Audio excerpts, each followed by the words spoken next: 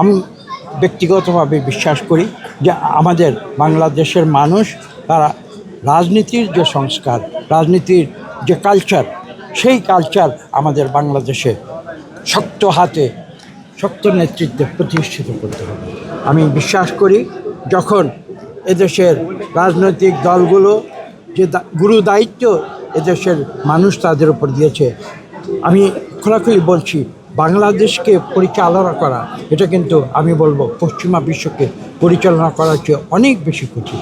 আপনাদের মনে রাখতে হবে, একটি ক্ষুদ্র একটি আয়তনের একটি দেশ, সেখানে প্রায় 20 কোটি লোক বসবাস করে এবং এই প্রতিটি মানুষের যে জীবনযাপনের যে চাহিদা রয়েছে, আমাদের পার ক্যাপিটা ইনকাম কত কম সেটা আপনারা লক্ষ্য করুন। কাজে এই দেশ পরিচালনা করা একটা বিরাট চ্যালেঞ্জ এবং সেই চ্যালেঞ্জ কিন্তু বাংলাদেশের মানুষ বারবার সেই চ্যালেঞ্জের মুখোমুখি হয়েছে, মোকাবেলা করেছে এবং সফলও হয়েছে।